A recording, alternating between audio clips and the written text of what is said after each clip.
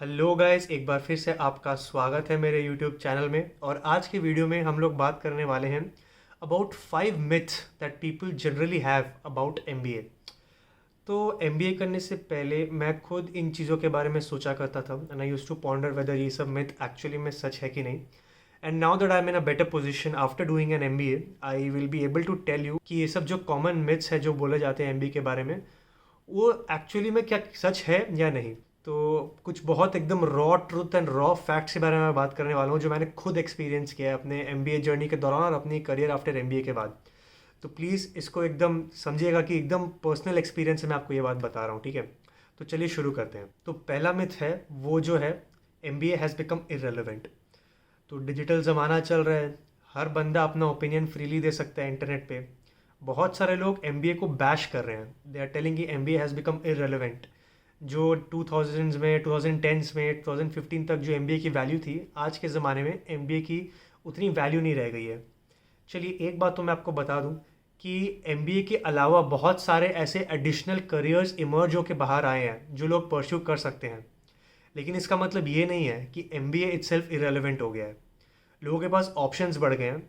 आपको जो particular field में इंटरेस्ट है उस फील्ड में आप जा सकते हैं। एआई आ गया है, चैट जीपीटी आ गया है, सोशल मीडिया मार्केटिंग आ गया है, डिजिटल तरीके से लोग आजकल पैसे कमा रहे हैं।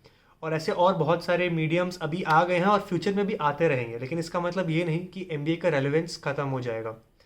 हमारे देश में जो कंपनीज़ है, निफ्टी 50 कंपनीज़ है, सेंसेक्स की जो लिस्टेड कंपनीज़ है, बैंक्स है, मैन्युफैक्चरिंग कंपनीज़ है, आईटी कंपनीज़ है, ऐसे बहुत सारे ऑर्गेनाइजेशंस हैं जिसको हमारे कंट्री के एमबीएस चलाते हैं। दे play a key role in the day to day operations of these companies. And इसलिए क्योंकि ये जो मेजर ऑर्गेनाइजेशंस है, जो कंपनीज़ है निफ्टी 50 के, जो इंडिया की जो टॉप 100-200 कंपनीज़ है, ये हमारे देश की जीडीपी को आगे बढ़ाते हैं। They are the true drivers of the Indian economy. ये लोगों को जॉब्स भी देते हैं, एम्प्लॉयमेंट भी देते हैं और इंश्योर करते हैं कि हमारा देश तरक्की कर रहा है ईयर ऑन ईयर।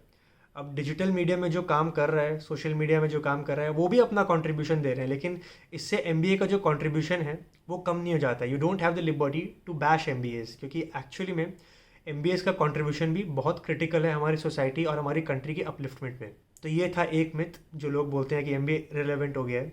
एक्चुअली में आप कोई भी टॉप 20-25 बिजनेस स्कूल्स का प्लेसमेंट रिपोर्ट निकाल के आज के डेट में देख लें, आज भी आपको प्लेसमेंट्स एकदम टॉप शॉट का टॉप नॉच की मिलेगी। हाँ, ये बात है कि अगर आप कोई बेकार बिजनेस स्कूल से एमबीए करते हो तो उसकी वैल्यू इतनी नहीं होगी। लेकिन इसका मतलब यही नहीं कि एमबीए डिग्री की वैल्यू ही ख़त्म हो गई है। अगर आप अच्छे इंस्टीट्यूट से एमबीए करते हो तो उसकी आज के डेट में भी बहुत वैल्यू है। अब मैं सेकंड मिथ के बारे में बात करता हूँ कि फ्रेशर्स को एमबीए नहीं करना चाहिए। एमबीए जो भी करने जा रहे हैं उसको कुछ अमाउंट ऑफ वर्क एक्सपीरियंस लेना चाहिए।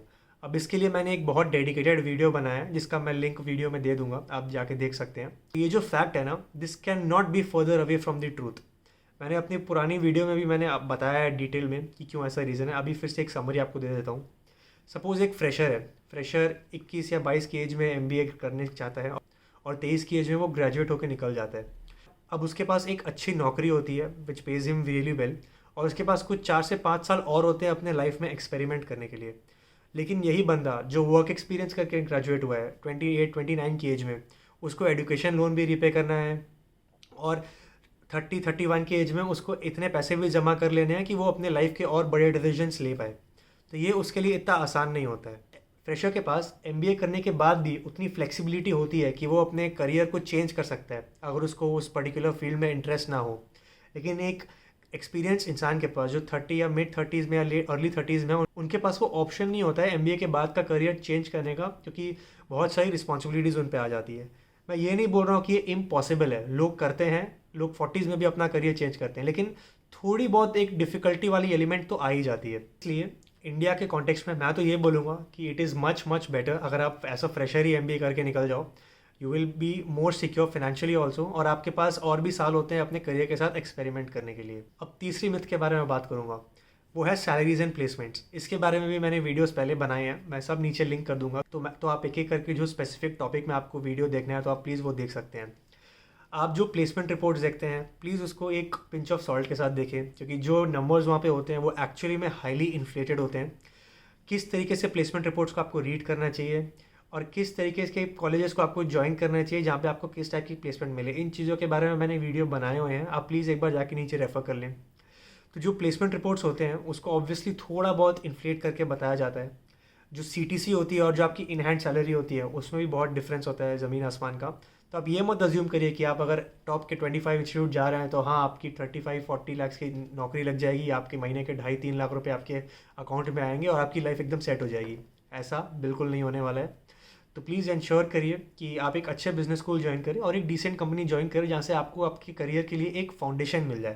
That is the goal of the MBA. अब चलिए चौथे मिथ के बारे में बात करते हैं। ये कुछ हद तक रिलेटेड है थर्ड मिथ से। तो ये वाली जो मिथ है वो ये है कि एमबीए के बाद तो आपकी लाइफ बिल्कुल सेट हो जाएगी। Sorry to burst your bubble guys, ऐसा कुछ नहीं होने वाला है। सबसे पहली बात तो ये, बहुत सारे लोग, मेजॉरिटी लोग यानी कि एमबीए करने के लिए लोन लेते हैं और उनको अगले 3 साल लोन देने में ही निकल जाते हैं। तो जो वो कमा रहे हैं, जो बिग फैट पेचेक उनके अकाउंट में आ रहा है, वो पूरा पैसा उनका नहीं हो रहा है। अगले 3 साल तक तो वो ईएमआई पे करते रहते हैं, ठीक है। और जो रोज़ी प्लेसमेंट फिगर्स आपको मैंने पहले भी बताया, ऐसा नहीं होता है कि 2-2.5 लाख की नौकरी लगती है। अगर आप टॉप 20-25 बिजनेस स्कूल से करते हो तो your salary can range any way from around 50,000 to 1.5 lakh rupees, depending on the type of company and the institute that you join. तो ये रियलिटी है। इसमें से 25, 30, 40% लोग अपनी ईएमआईज़ में भी डालते हैं। और हाँ, एमबीए करने के बाद जो जॉब्स आपकी लगती है उसमें थोड़ा बहुत स्ट्रेस तो होता ही है, क्योंकि the companies are paying you decent money, so they will expect your contribution also in a similar pace.